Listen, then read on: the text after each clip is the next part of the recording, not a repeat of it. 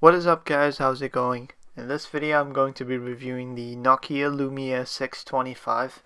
Now this device was given to me by the folks at TELUS, so a huge shout out to them for hooking me up with this. First off, let's go ahead and take a look at the hardware on the device. On the bottom is where you'd find the micro USB port, and on the left hand side of the device there is absolutely nothing.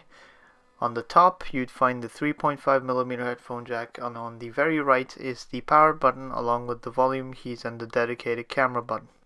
The phone's back looks really nice, plus it's actually made out of plastic. It's where you'd find the speakers of the device. It's also where you'd find the 5-megapixel camera along with the LED flash. Once popped open, inside you'd find the non-removable 2000 mAh battery along with the micro SD card slot and the SIM cards tray.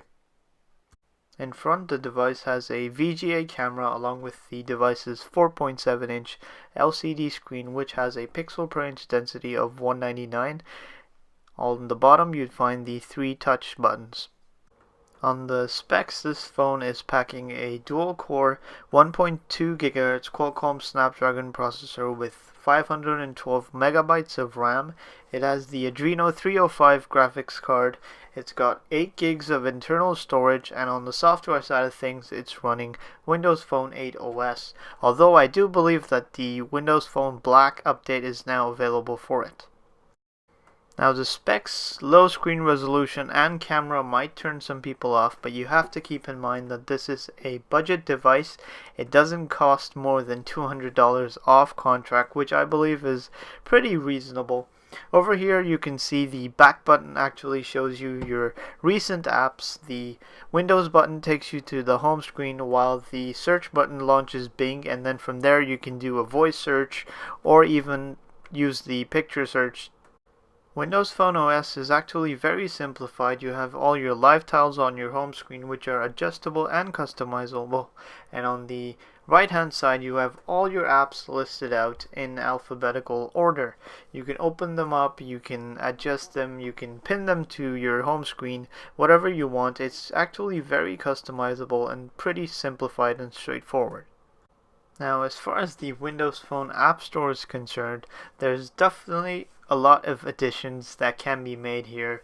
A lot of apps are still missing, but they have been adding up stuff, and it feels a lot more crowded and better than the last time I checked out a Windows Phone, which is about a year ago. So that is satisfying, but a lot of additions can be made. Speaking of additions, popular titles such as Instagram and Flipboard are now available for Windows Phone, which I believe is a huge plus, but they can definitely do a lot more. I found the camera on the 625 to be pretty decent. It has basic features such as autofocus, and also has an LED light.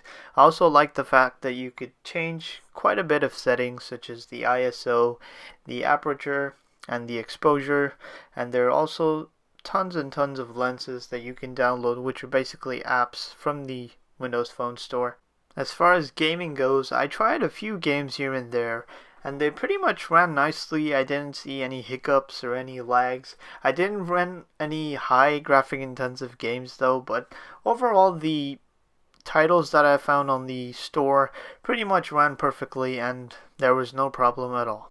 Overall, I'm pretty satisfied with this device for its $200 price tag, and I would definitely recommend this to anyone looking for a budget Windows phone that packs all the Windows Phone 8 features, runs all the apps and games smoothly.